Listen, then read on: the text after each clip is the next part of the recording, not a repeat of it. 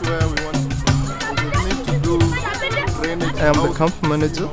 We basically do camp management, protection of civilian sites, and we coordinate with different partners to try and ensure that we give the services required. It's really erected, you know. This side and also this. Okay, you put this point in conference. If they say yes. Particularly, we try to see that all the people in the POC have equal access to the different services that are provided here. For instance, we pay particular attention to the vulnerable group, like the elderly, like the women and children. And what we also deal is with issues of registration. We want also to understand when people come in, why are they coming to this site, and also follow up, make sure that people are registered if they have the right to be registered, and also that people are informed of the services that are available in this site.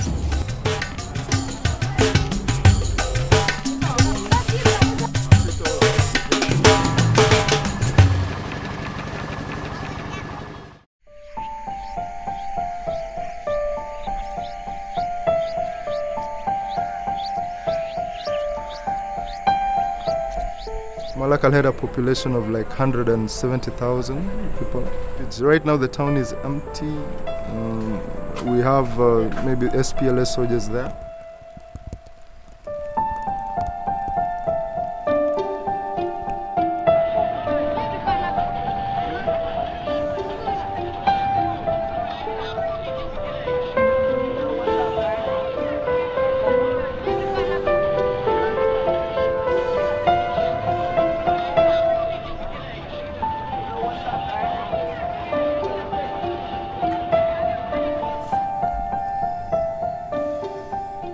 In December, there was an attack in Malakal. We didn't know really how it took place, but we hear the shooting in the morning, and the people begin to fear. We hide ourselves and what. So after that, we learned that there was some rebels who came, where most of the civilian was killed. Houses was looted. Houses were burned. That is why now people are still living in Unimex.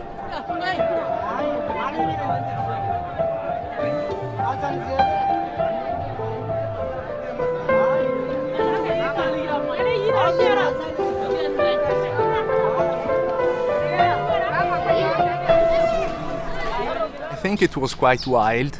The people started breaking in the compound, and as the United Nations personnel was not prepared, it did not happen in an orderly fashion. The reason why people are here is because they do not feel safe outside, so they came here for physical protection, which also limits them in many ways. They are not free to go out, they cannot sustain themselves through a... We have 3 different groups of displaced communities living in the camp, and one of the 2 groups are actually their relationship at national level is basically the source of the overall conflict. So we have to pay very much attention that the conflict that is happening at large scale in South Sudan does not replicate the same dynamics inside the camp. So in order to assure that, daily dialogue with these groups is paramount, and we try to connect them all and bring them on board in a positive way, try to mitigate these risks. It's quite horrific. I mean, a lot of people living in water, and it's really terrible. And some places are stagnant water, and the environmental conditions here are quite challenging, because when it rains, water doesn't run away, you'll just stay and it becomes stagnant waters.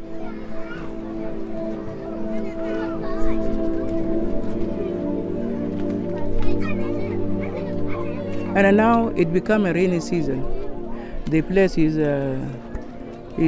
flooded, and it is difficult, especially when it rains. It is difficult. You can notice from the way how we have just moving on the street. You find some of the shelters are in the water. This is where I'm living.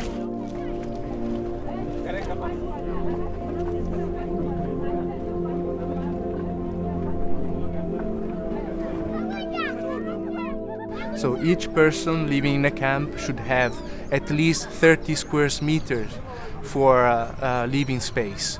In this camp, each person has only 4.7 square meters.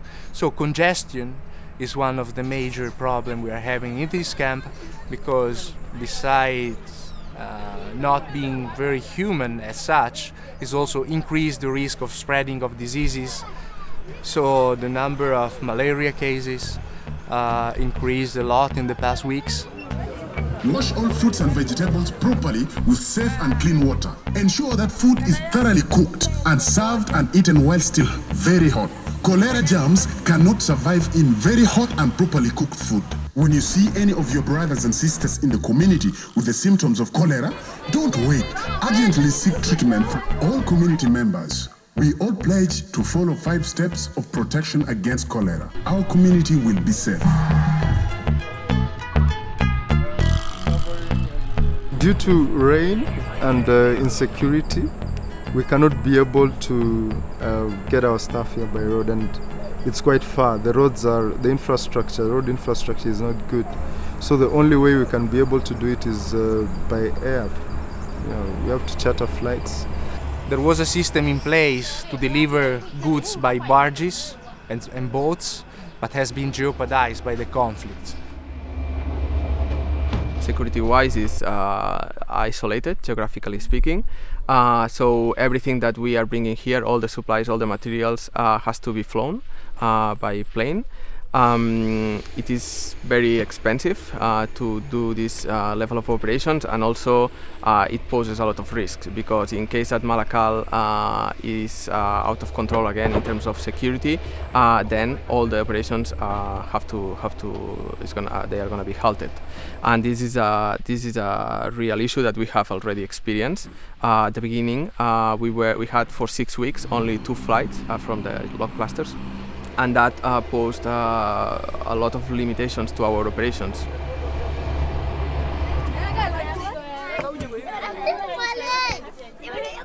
At night, we have had cases of the women fearing to go to the latrines because of SGBV and such related violences.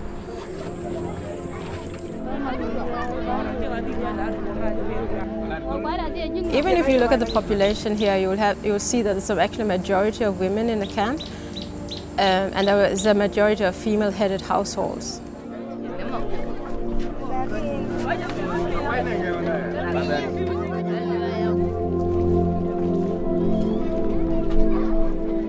Through all this, women have been suffering.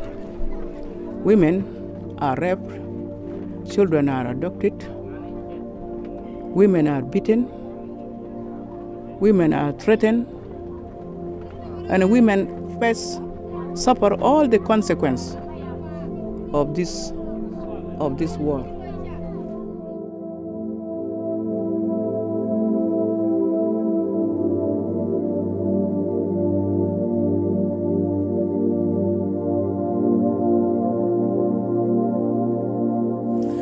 The cluster system was introduced as a way to better coordinate people working in the same areas, for instance, protection. So in different areas, you will have different clusters, for instance, as protection, NFI.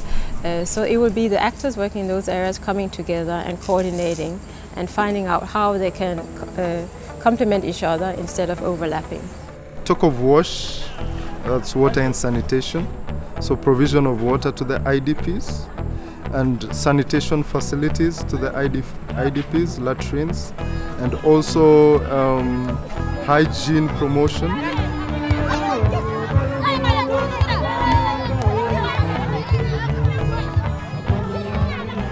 We are having the food distribution going on of the IDPs, and it's been a process that has been going on since last week, for the last 5 days. We have the IDPs coming over, and they are received by IM registration guys, where they present the card registration card and it's checked and verified. And then they move over to the World Vision guys who will stamp it and also ink. They're also inked so that we don't have a repetition of the collection of food. Then from there they move to the collection point where they're given their rations.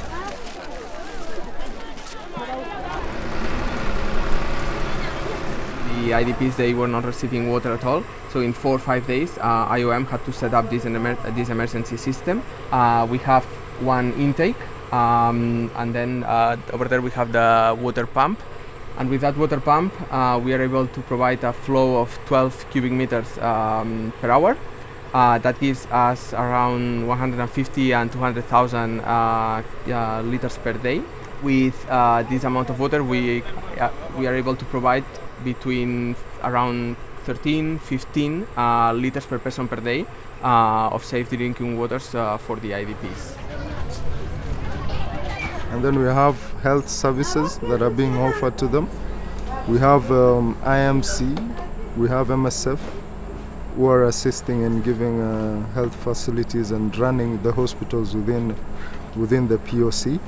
Then we also have shelter security provision, which is mainly done by UNMIS.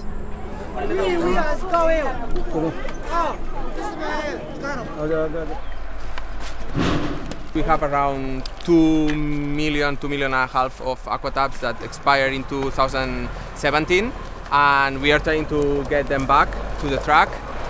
This is one of the few supplies that were left after the attacks in Malakal. So, and it's very important because with the cholera campaign that it's now ongoing, we will be able to provide purification of water buckets in different places in Upper Nile.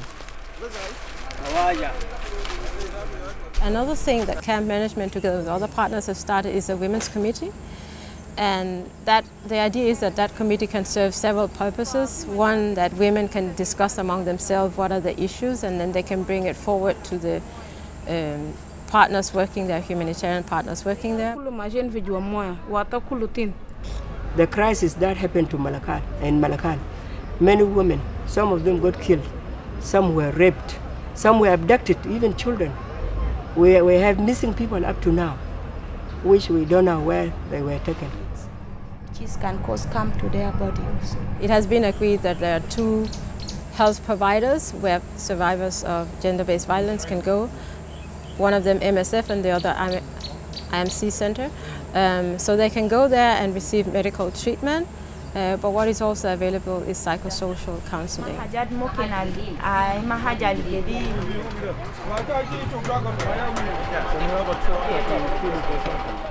The drains are just this side. The camp manager could not enter the camps, cannot do anything without our help. And we cannot also succeed in making anything without him, so that he is also the representative of the UNMIS too. Okay, we are working collectively with him.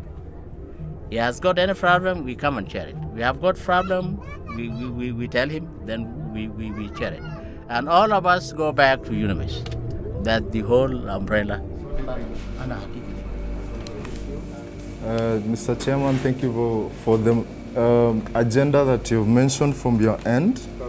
And as camp management and shelter, we have trying to think of how we can partner with the leaders. We'll come up with something and we'll present to you on how we can be able to work together to assist in this. They're living in pathetic condition right now. That's why there's really need to try as much as possible to improve the conditions that they're living in.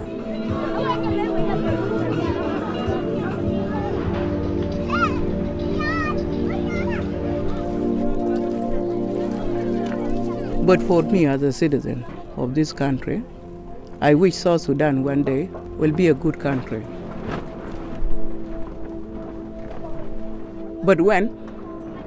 I cannot determine that. Yeah. If people really think of this country all, then there will be some changes. either from this government or the other government. This is where there could be a good future for the South Sudan.